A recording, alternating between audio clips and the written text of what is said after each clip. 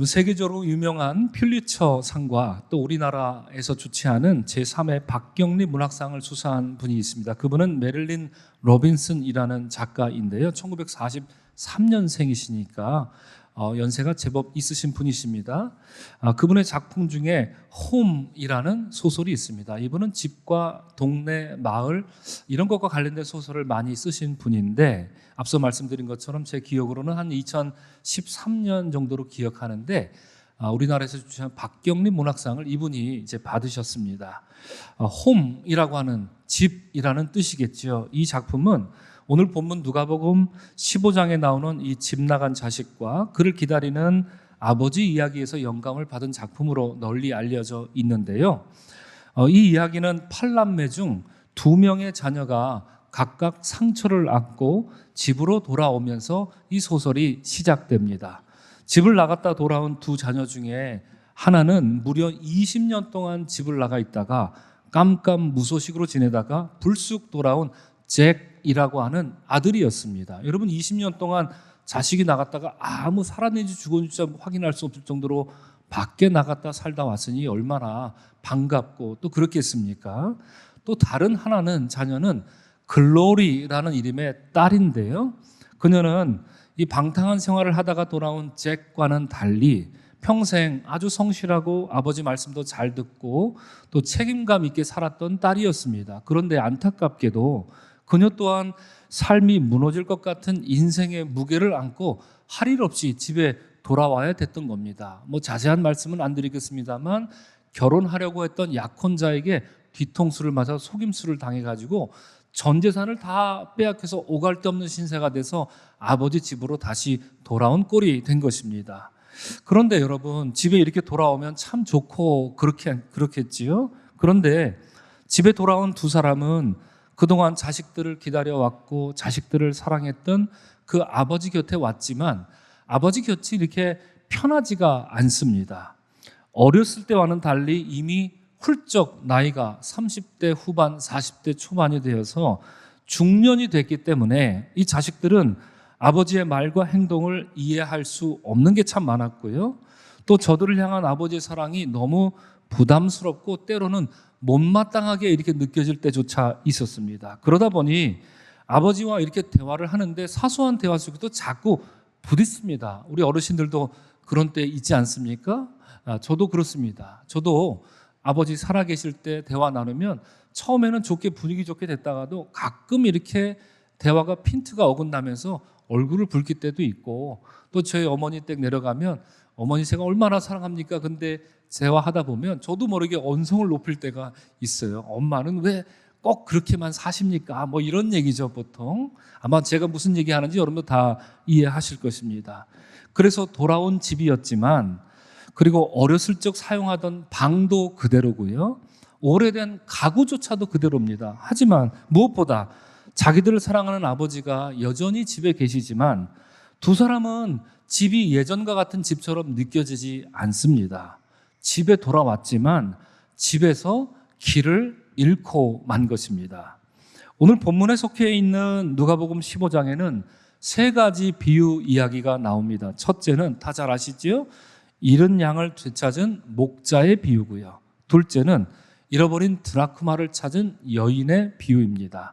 3번째 비유는 보통 우리가 탕자의 비유라고 부르곤 하지만 앞서 첫째, 둘째 이야기가 잃어버린 것을 찾은 사람이 주인공인 그런 비유인 것처럼 3번째 이야기도 집 나간 탕자가 주인공이 아니라 그 아들을 되찾기 위해서 기다렸던, 그리고 되찾은 아버지가 주인공이기 때문에 우리는 제목을 잃은 아들을 되찾은 아버지의 비유, 이렇게 말해야 정확한 비유 제목이 될 것입니다.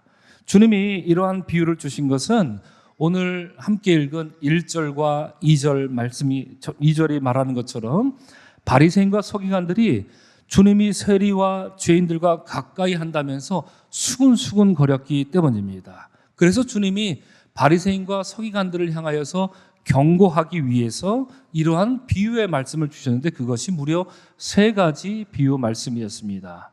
이렇게 시작한 3 가지 이야기는, 비유 말씀은 모두 비슷한 구조와 비슷한 결말을 향하는데요. 새 이야기는 모두 화면에 나와 있는 것처럼 잃어버립니다. 그리고 되찾습니다. 그러고 나서 그냥 같이 되찾은 것 때문에 그냥 이거 찾았다 안심하고 안도하고 아이고 기쁘다 하고 끝나는 것이 아니라 기쁨의 잔치를 맺는 극적인 구조로 다 똑같이 이런 구조로 되어 있습니다. 첫 번째 비유에 나오는 목자는 양 한 마리를 잃어버렸죠. 또 그 양을 찾기 위해 무려 99마리 양을 놔두고 한 마리 양을 찾으러 갔다가 드디어 양을 찾고 돌아오는데, 돌아온 목자는 친구와 이웃들을 다 불러가지고 나와 함께 즐기자, 나의 잃은 양을 찾아내었노라 이렇게 말하면서 큰 기쁨의 잔치를 벌입니다. 두 번째 비유에 나오는 한 여인은 10개의 드라크마가 있었는데 그 중에 하나를 잃어버립니다. 그러자 등불을 켜고 집을 쓸어가며 부지런히 찾고 또 찾더니 드디어 마침내 잃어버린 줄만 알았던 드라크마를 여인이 찾아낸 것이지요. 이에 여인은 나와 함께 즐기자, 잃은 드라크마를 찾아내느라 이렇게 말하면서 역시나 친구와 이웃을 불러 기쁨의 잔치를 열고 즐깁니다. 여러분 생각해 보십시오. 이건 남는 장사입니까? 아니면 믿지는 장사입니까? 분명 믿지는 장사입니다. 드라크마 하나, 당시 노동자의 하루 임금이에요. 그러면 오늘날로 치면 얼마쯤 된지 우리가 가늠할 수 있지 않겠습니까? 조금 차이는 있겠습니다만, 그런데 그거 드라크마 하나 찾았다고 동네방네 친구들 다 불러서 잔치를 벌여요? 그러면 몇 배 손해죠. 그렇죠? 그만큼 이 잃어버린 것을 찾은 것은 굉장히 기쁘다 하는 것을 오늘 본문 우리에게 그런 말을 들려주고 있는 것입니다. 그것을 값으로 따질 수 없다라는 기본적인 전제를 깔고 이 이야기를 들려주는 것입니다. 세 번째 비유를 볼까요? 아버지는 사랑하는 아들을 잃어버렸습니다. 둘째 아들이 머나먼 길을 향해 떠나서 허랑방탕한 생활하다가 집에 돌아오지 않고 있었던 것인데, 아버지는 이제나 저제나 올까 하여 매일같이 동구 밖 과수원길로 나가서 아들을 기다리는데, 저 멀리 집 나간 아들이 이제 살그머니 보이는 것 아니겠습니까?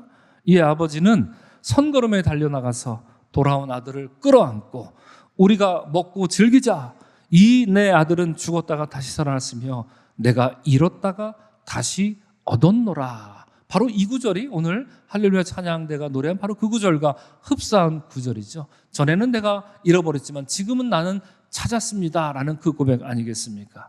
그러자 아버지는 살이 포동포동하게 찐 송아지를 잡아서 성대한 잔치를 벌이고 있습니다. 자, 이렇게 보면 누가복음 15장에 나오는 세 가지 비유가 분명 같은 주제, 같은 구조로 말하고 있다, 이걸 알 수 있는데, 자세히 보면 여러분, 이 세 번째 비유는 앞선 두 비유와 분명히 다른 점이 있습니다. 어떤 점에서 다를까요? 첫째로, 이 세 번째 비유에는 길 잃은 둘째 아들이 의도적으로 목적을 가지고 집을 나갑니다. 첫째 비유는 양이 무슨 나는 반드시 목자를 떠나 길을 잃어버릴 거다 이러고 나가지는 않겠죠. 여러분, 드라크마 동전에 발이 달려갖고 자기가 그냥 어디든지 찾아가서 숨고 있는 그런 행태를 보인 건 아니겠지요. 엄밀히 말하면 주인 실수로 틀려갖고 이게 떼굴떼굴 굴러다 어디 밑에 들어갔기 때문에 찾지 못하고 있었던 것 아니겠습니까? 그러나 세 번째 비유의 둘째 아들은 어떻습니까? 그는 아버지로부터 맘먹고 떠난 겁니다. 아버지께 자기가 받아야 할 분깃을 달라고 요청하더니 그걸 가지고, 그걸 챙겨가지고 다시는 돌아오지 않을 것처럼 먼 나라로 떠났다, 성경은 말합니다. 이 아들은 분명한 의도를 가지고 떠났다 하는 것이지요. 둘째로 무엇이 다른가? 세 번째 비유에서 아버지는 아들을 찾아 나서지 않습니다. 참 이상하지요? 첫 번째 비유, 목자는 무려 99마리를 놔두고 갑니다. 놔뒀다라고 하는 표현, 여러분 헬라어로 보면 버렸다라는 단어로도 이렇게 설명이 됩니다. 무려 99마리를 버리고 한 마리를 찾으러 떠났다라고 하는 것이죠. 참 무모한 목자 아닙니까? 둘째 비유에서 여인은 등불을 켜고 온 집을 쓸어가며 샅샅이 수색해서 찾아냅니다만, 셋째 비유에 나오는 아버지는 둘째 아들을 찾으러 떠나지 않습니다. 그저 뭐 했습니까? 기다릴 뿐이었습니다. 왜 기다리기만 할까요? 아들은 인격적 존재이기 때문에 그렇습니다. 무슨 로봇을 수리하듯이, 양을 찾듯이, 드라크마를 찾듯이 일방적으로 찾아 끌고 올 수 없다는 것을 아버지도 알고 있었기 때문입니다. 아버지의 마음은 당장이라도 물론 아들 찾아 산만리 뭐 이거라도 하고 싶겠습니다만 아들을 존중하는 아버지의 사랑은 오직 기다림으로만 오늘 본문에 나옵니다. 이제나 저제나 그저 동구 밖에 나가서 하염없이 기다리는 방법, 그것이 아버지가 보여주는 자식을 향한 사랑이었을 뿐입니다. 이것이 두 번째고요. 세 번째로 무엇이 다를까? 이 세 번째 비유는 여러분 결론이 없습니다. 그렇죠? 결론이 없습니다. 앞서 살펴본 것처럼 처음 두 개의 비유는 잃어버리고 찾고 기쁨의 잔치라는 아름다운 리듬 속에서 이야기가 진행되고 그걸로 첫 번째, 두 번째 이야기는 끝납니다. 야, 신난다. 잔치가 열렸다 하고 끝납니다. 그런데 세 번째 이야기는 그렇지 못합니다. 오히려 잔치가 열리면서 더욱더 큰 긴장이 시작되는데요. 문제는 첫째 아들은 돌아온 둘째 아들을 못마땅하게 여기고 있다라고 하는 것이지요. 이에 첫째 아들이 아버지에게 말하기를 내가 여러 해 아버지를 섬겨 명을 어김이 없거늘 내게는 염소 새끼라도 주어 나와 내 벗으로 즐기게 하신 일이 없더니 아버지의 살림을 창녀들과 함께 삼켜버린 이 아들이 돌아오매 이를 위하여 살찐 송아지를 잡으셨나이다 라고 이 불편하고 부당한 속내를 어김없이 드러내고 만 것입니다. 여러분, 잔치는 열려 있는데, 그렇죠? 앞서 첫 번째, 두 번째 이야기는 잔치가 열린 걸로 끝이 나서 해피엔딩으로 참 좋은데, 세 번째 이야기는 잔치가 열린 상황 속에서 더 심각한 긴장이 지금 발생하고 있는 것입니다. 이제까지 유하고 온유해 보이기만 했던 아버지가 비로소 입을 열어서 말합니다. 예, 너는 항상 나와 함께 있으니 내 것이 다 내 것이로되 이 내 동생은 죽었다가 살아났으며 내가 잃었다가 얻었기로 우리가 즐거워하고 기뻐하는 것이 마땅하니라 라고 부드럽게 말씀하셨지만 분명히 근엄한 어조로 말씀을 남기면서 이 비유는 여기서 이렇게 끝나고 있습니다.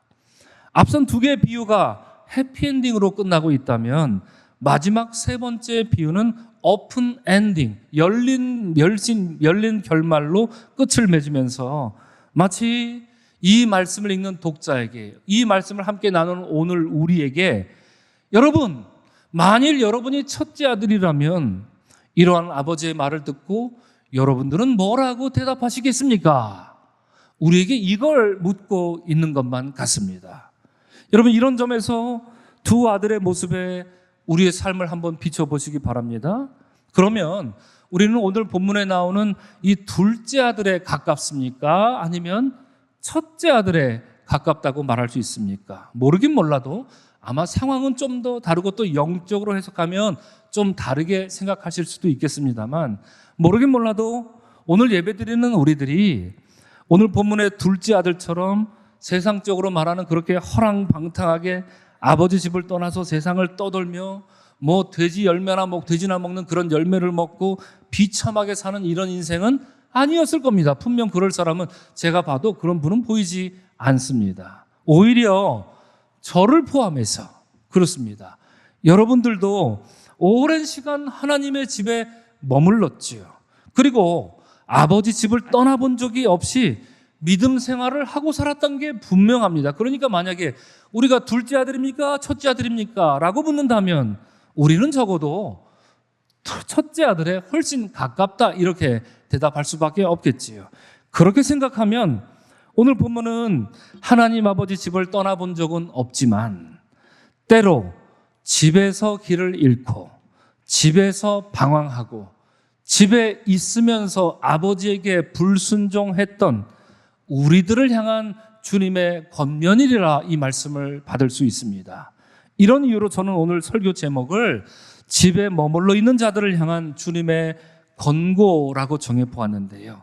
본문이 말하는 세 가지 굵직한 메시지를 여러분과 나누려고 합니다. 첫째로 여러분, 본문에는 두 개의 먼 나라가 있습니다. 먼 나라로 떠난 것은 둘째 아들 뿐인데 목사님 뭔 소리입니까? 혹시 이렇게 말씀하실 분이 있을까요? 자, 두 개의 먼 나라입니다. 하나는 지리적으로 먼 나라고요. 다른 하나는 마음으로 먼 나라입니다.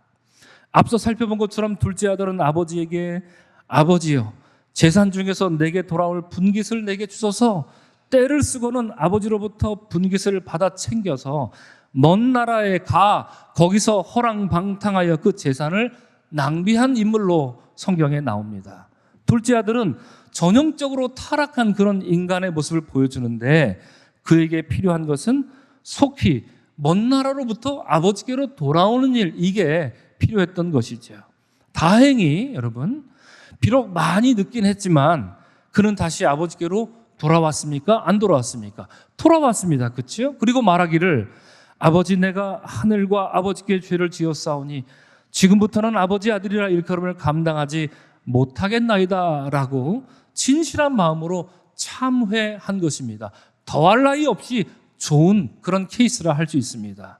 그런데 오늘 본문에서 우리는 지리적으로는 어딜 떠난 적이 없지만 어디 먼 나라 이런 데 생각도 해본 적이 없지만 마음으로는 지리적으로보다 훨씬 더 머나먼 나라로 떠난 인물을 만나는데 그가 첫째 아들입니다.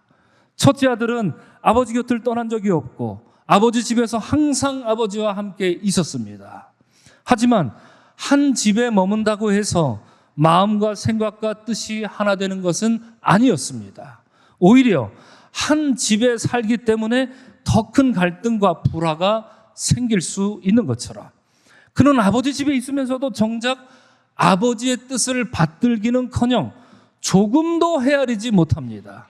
그는 아버지의 마음으로부터 너무나 멀리 떨어져 있는 아들로 오늘 본문에 나오고 있는 것이지요.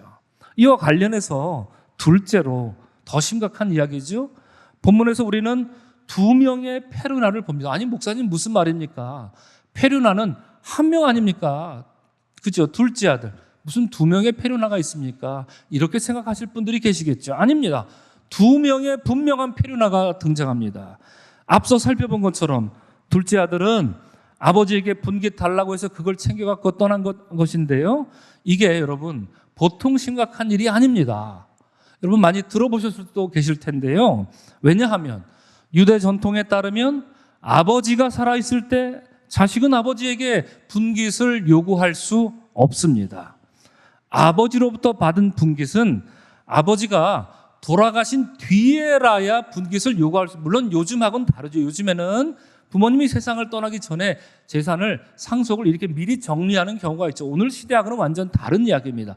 고대 사회에서 이스라엘에서는 아버지가 살아있을 때는 분깃을 요구할 수 없다는 겁니다. 그만큼 폐륜이 없는 겁니다. 그래서 학자들은 말하기를 아버지가 살아있을 때 분깃을 달라고 하는 것은 아버지 왜 안 죽고 여태 살아있습니까? 이 말의 다른 표현이라는 얘기입니다. 왜 안 죽고 여태 살아있는 겁니까? 이 말의 다른 표현이 뭐라고요? 아버지 제게 분깃을 주옵소서 이렇게 말할 수 있는 겁니다.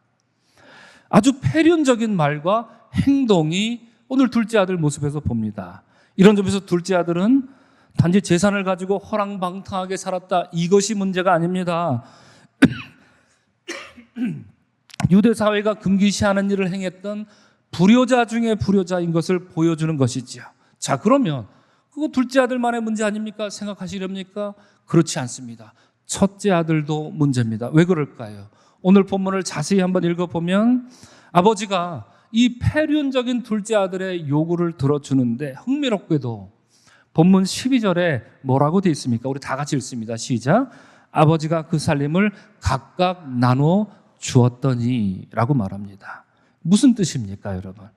아버지가 둘째에게만 분깃을 준 게 아니라 첫째한테도 이미 분깃을 주었고 첫째가 그 분깃을 받았다 안 받았다? 받아 챙겨 먹었다는 얘기입니다. 이미 받아 챙겨 먹었다는 얘기입니다. 여러분 정상적인 첫째 아들이라면 어떻게 하겠습니까? 화를 내겠죠. 동생한테 야 이런 천하의 몹쓸 놈아 너 같은 동생 필요 없어. 그래 너 나가 되져버려. 뭐 이렇게 말할 것 같습니다. 제가 형이라면. 그러나 정상적인 아들이라면 아버지 저는 받을 수 없습니다. 이래야지요. 이래야 우리가 좀 기대할 만한 그런 첫째 아들 아닙니까? 그런데 성경은 말합니다. 아버지가 그 살림을 각각 나눠주었다. 다시 말씀하면 표현이 좀 격하게 들릴지 모르겠습니다만 둘째도 받았지만 첫째 아들도 이미 받아 처먹었다라는 얘기입니다.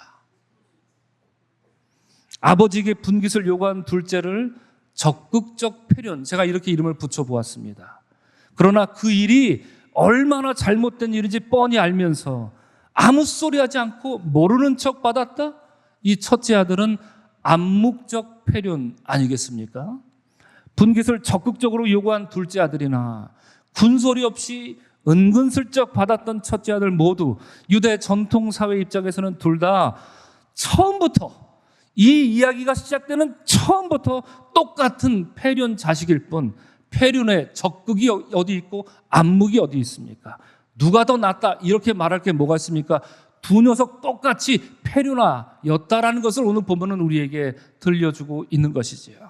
이런 점에서 여러분, 마지막 셋째로 본문은 두 아들 모두 아버지를 떠났다는 것을 말합니다. 목사님 무슨 소리입니까? 아무리 그래도 그렇지 집 떠난 건 둘째만 떠나지 않았습니까? 아닙니다. 첫째도 집을 떠나고 안 들어갑니다. 무슨 얘기일까요? 누가복음 15장에서 사실 가장 위태로운 상황에 놓인 존재는 이렇게 보면 누굽니까? 첫째 아들입니다. 첫 번째 비유, 양도 목자를 만났지요. 두 번째 비유, 드라크마도 여인이 찾았지요. 세 번째 비유, 집 떠난 아들, 비록 못 낳고 폐륜적인 아들이었지만 비참한 인생을 살았지만 그래도 아버지한테 돌아왔지요. 자, 잃어버린 지난 시간이 중요합니까? 아니면 찾은 다음 이후의 시간이 중요합니까? 이후의 시간이 당연히 중요합니다. 그러므로 양도, 드라크마도, 둘째 아들도 아무 문제 없습니다. 그렇죠? 아무 문제 없습니다.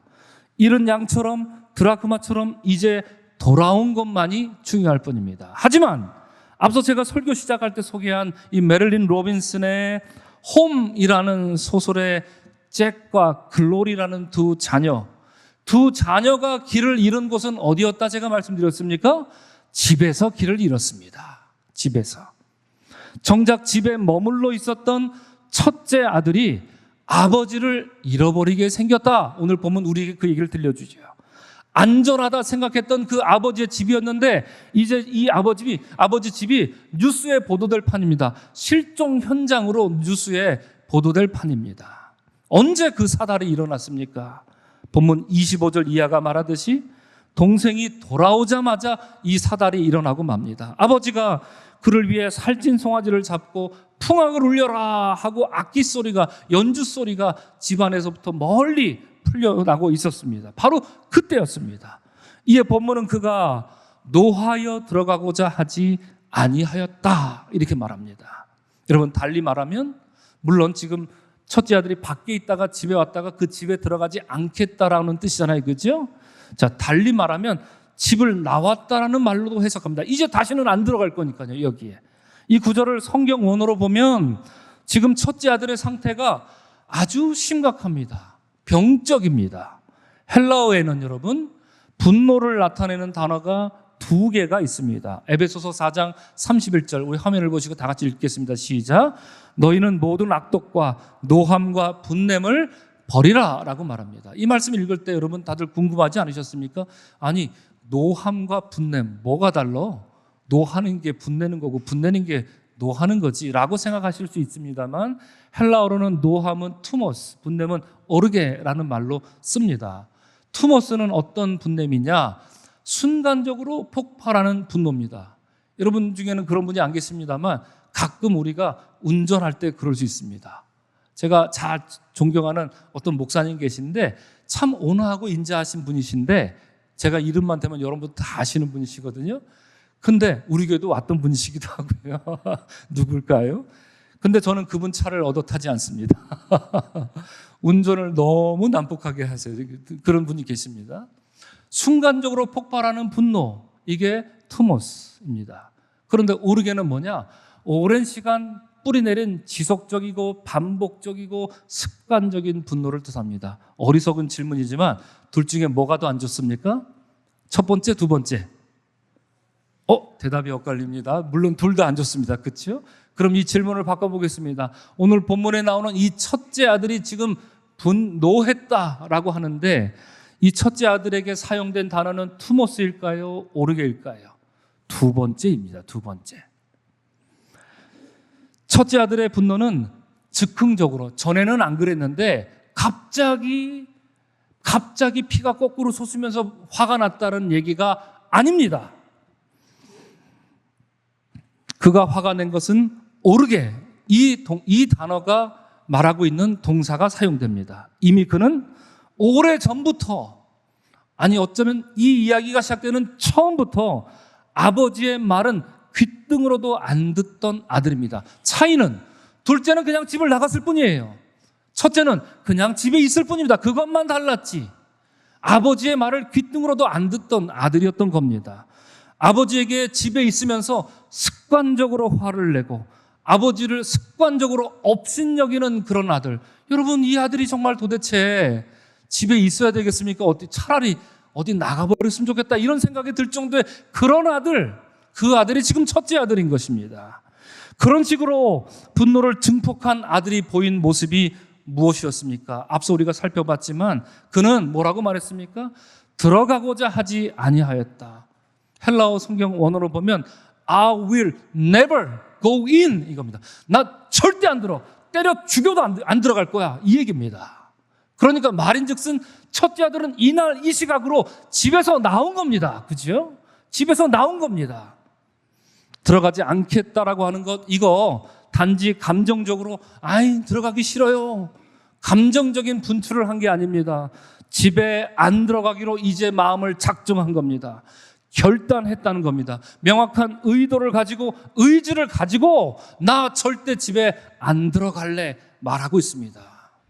여러분, 이처럼 누가복음 15장에서는 길 잃은 양은 목자에게, 드라크마는 주인에게, 그리고 집 나간 둘째 아들도 아버지에게 돌아갔지만 오직 단 한 사람, 첫째 아들만이 이제 길을 잃어버린 존재로 우리 앞에 떡하니 나타나고 있는 것입니다. 오늘 예배 나오신 사랑하는 성도 여러분, 오늘 본문을 통해서 우리는 줄곧 제가 말씀드린 것은 하나가 아니라 둘이었구나, 저 이것에 대해서 여러분들과 나눴습니다. 지리적으로 멀리 떨어진 것만 먼 나라 있는 줄 알았더니 마음으로 더 멀리 갈 수 있구나 라는 것을 여러분들과 오늘 첫째 아들의 모습을 통해서 봅니다. 적극적인 폐륜만, 그런 것만 폐륜인 줄 알았더니 알고 봤더니 암묵적인 폐륜이 더 문제구나, 더 끔찍하구나, 오늘 이 얘기를 여러분들과 나눕니다. 결과적으로 아버지를 떠난 아들은 하나가 아니라 슬프게도 둘이었고, 그 중에 둘째는 다행스럽게 아버지에 돌아왔지만 이 첫째는 이제 비로소 아버지를 떠날 채비를 하는구나 라는 것을 우리가 말씀 속에서 봅니다. 더 슬픈 것은 목자가 양을 찾고 돌아와 잔치를 벌였고, 드라크마를 찾은 주인은 이웃을 초대해 잔치를 벌였고, 지금껏 많은 사람들에게 손가락질을 받던 둘째 아들이 집에 돌아와 아버지가 베푼 잔치의 주인공이 되었지만 집을 떠나본 적 없던 첫째 아들만이 그 잔치에서 스스로 배제되고 있습니다. 첫째 아들은 아버지와 함께하는 기쁨을 잃어버린 것입니다. 여러분, 왜 이런 일이 일어났을까요? 누구 때문에 이게 이렇게 된 걸까요? 변명의 여지 없이 첫째 아들, 자기 자신의 문제였습니다. 그는 아버지에게 뭐라고 말했습니까? 내가 여러 해 아버지를 섬겨 명령을 어긴 적이 없지만 아버지는 내게 염소 새끼 한 마리 주지 않았다, 이렇게 말합니다. 섬기다 말은 종노릇하다라는 말. 설마 오늘 본문의 아버지가 자기 자식을 종처럼 부렸겠습니까? 그럴 리가요. 그럴 턱이 없습니다. 그런데 아들은 과장해서 말합니다. 아버지 나를 종처럼 부렸잖아요, 이렇게 지금 대들고 있는 것 아닙니까? 이 표현 자체가 글러먹은 것이지요. 그리고 아버지 내게 명령했잖아, 한 번도 어긴 적 없잖아요, 이렇게 과장하면서 말합니다. 그러면서 바라는 게 뭐죠? 대가를 바라는 거죠. 여러분, 그 말을 듣고 보니 첫째 아들은 아버지와 함께 사는 동안 자신의 공로와 그에 따른 대가를 계산하면서 항상 장부에 적고 다녔습니다. 무슨 빚쟁이처럼 말해요. 나 오늘 이거 이랬어, 아버지는 나한테 뭘 해줘야 돼. 계속 적고 빼곡히 이 장부를 적고 다닌 그런 아들이었던 것입니다. 자기가 하는 일은 업적이 되므로 아버지는 반드시 나한테 보상해야 한다라고 이렇게 생각하고 있었던 것이지요.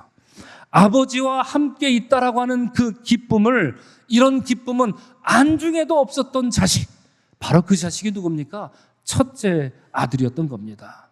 그러니 동생을 위한 잔치를 견딜 수가 없습니다. 동생을 위한 잔치는 끔찍한 일입니다. 왜 그렇습니까? 공로에 따른 대가를 계산하는 사람은 값없이 베풀어지는 은혜가 무엇인지 알 리 없기 때문입니다. 제가 이것이 제 설교 문장에 쓴 말입니다. 다시 한번 말씀드립니다. 공로에 따른 대가, 내가 이거 했으니까 나는 이렇게 해도 돼.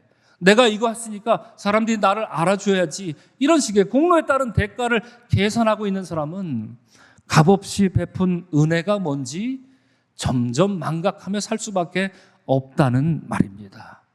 기쁨을 상실하고, 아버지와 함께하는 기쁨을 상실하고 아버지가 베푸는 은혜를 망각한 일, 이것이 첫째 아들의 비극이었던 것입니다. 여러분, 몇 해 전 소천하신, 여러분 잘 아시죠? 미국의 팀 켈러라는 목사님이 계십니다. 이 목사님이 이 본문과 관련해서 아주 유명한 Prodigal God이라고 하는 책을 쓰셨는데, 그 책에 보면 여러분 이 본문을 주석하다가 자기 신학교 선생님이 이 목사님한테 해줬던 일화를 잠시 소개합니다. 신학교 다닐 때 선생님이, 교수님이 자기한테 이런 물음을 던졌다고 합니다. 바리새인과 하나님 사이에 진짜 장벽이 뭘까 하는 이런 질문입니다. 여러분 생각해 보시기 바랍니다. 바리새인과 하나님 사이에 진짜 장벽이 뭘까요? 바리새인이 하나님한테 가지 못하는 진짜 이유가 뭘까요? 이런 물음에 신학교 교수 선생님은 이렇게 대답했다라고 합니다. 바리새인과 하나님 사이의 진짜 장벽은 그들의 죄가 아니라, 물론 죄가 없다는 말은 아닙니다. 죄가 아니라 차라리 하지 않느니만 못한 선행 때문이다, 이렇게 말합니다. 영어로 옆에 썼습니다만 이게 제가 지금 발음하기 조금 좀 비속어라서 뭐 한국말로 하면 빌어먹을 뭐 이런 뜻으로 번역할 겁니다. 우리말로 고민하다가 차라리 하지 않느니만 못한 선행. 우리 그런 적 있죠, 여러분? 하고도 욕먹는 경우 있죠, 그죠? 하고도 잘해놓고도 그걸 그렇게 자꾸 고집하고 그걸 그렇게 자꾸 내세우려고 하니까 잘 해놓고도 욕먹는 경우가 있습니다. 바리새인들이 욕먹는 게 바로 차라리 하지 않느니만 못한 선행 때문에 그들은 하나님께 나아갈 수 없다, 이렇게 신학교 교수님이 가르쳐 줬다라고 합니다. 바리새인은 그 많은 좋은 일을 했지만 그걸로 자기 업적을 세우려고 했고요, 그걸로 자기의 공로를 인정받으려고 했고요, 그러니 차라리 하지 않느니만 못한 선행을 했다는 신학교 교수님의 가르침입니다. 본문에 첫째 아들이 보여준 모습이 바로 그런 것 아니겠습니까? 사랑하는 성도 여러분, 이제 말씀을 마치겠습니다. 이 말씀을 곱씹어 보니 우리는 하나님 아버지의 집을 떠난 적은 없지만 때때로 마음으로 하나님과 멀리 떨어져 살았던 사람임을 부인할 수가 없습니다. 항상 하나님의 집에 있었지만 집에서 길을 잃어버린 적이 의외로 많습니다. 항상 하나님의 집에 있었지만 집에서 아버지의 뜻에 불순종했던 적이 너무나도 많습니다. 대놓고 나는 주님을 모른다 이렇게 부인한 적은 없어서 자랑스럽긴 합니다만 보상을 바라고 대가를 바라며 나 나름대로 적어놓은 장부가 붉은색으로 빼곡합니다. 우리 손에 혹시 장부 들고 있는 것은 아닙니까? 말하자면 둘째 아들을 만약에 뜨거운 죄를 저지른 죄인이다 이렇게 부른다면 첫째 아들은 차가운 죄에 빠져 살던 그런 모습 아니겠습니까? 우리의 모습에 아마 그런 모습 많이 볼 수 있지 않습니까? 앞서 첫째 아들이 분노하면서 집에 들어가지 않겠다고 씩씩거리며 있죠. 막 분내고 있습니다. 그동안 쌓였던 걸 다 그때 쏟아내고 있습니다. 그때 주님은 의미심장한 말씀을 덧붙이는데 아버지가 나와서 권했다 이렇게 말합니다. 여러분 참으로 이건 놀라운 일입니다. 여러분 자식 사랑이야 다 똑같습니다만 둘째 아들 집 떠날 때 아버지가 따라 나왔다는 얘기가 없습니다. 여러분 없습니다. 예. 둘째 아들 그냥 집 떠났다라는 이야기로 마칩니다. 그러나 지금 이 첫째 아들 분내면서 나 여기 절대 안 들어갈 거야, 이 집구석에 절대로 안 들어갈 거야 이러고 있는데 아버지가 나왔다고 합니다. 그리고 권했다라고 합니다. 이렇게 생각해 보면 오히려 아버지는 둘째 아들보다 첫째 아들에게 더 많은 기회를 지금 주고 있는 것은 아닐까 하는 생각도 듭니다. 사랑하는 성도 여러분, 여러분과 주님과의 거리는 얼마나 떨어져 있습니까? 우리가 주님으로부터 아무리 멀리 떨어져 있다 하더라도 우리가 분노하여 나는 결단코 집에 들어가지 않겠다며 문 밖에 서 있다 할지라도 주님은 항상 그리고 먼저 우리에게로 오셔서 권면하시는 분이심을 잊지 마시기를 주의 이름으로 축원합니다. 분노에 차올라 문 밖에 등 돌리고 서 있는 그 못난 첫째 아들에게 우리가 즐거워하고 기뻐하는 것이 마땅하도다 라고 마지막 말씀으로 초대하고 있는 것처럼 이 시간 주님은 오늘 예배하는 여러분 모두를 주님 나라, 주님 잔치에 초대하십니다. 주님이 여러분의 이름을 부르시고 나와 함께 들어가서 기쁨으로 즐기자 말씀하실 때 주님 손을 붙잡고 주님과 함께 들어가서 나 같은 죄인 살리신 주님을 높여드리고 나 이제 왔으니 주여 받아주소서 이렇게 노래하면서 그 은혜와 기쁨의 잔치에 주인공이 되는 여러분 모두가 되시기를 주 이름으로 간절히 축원합니다. 아멘.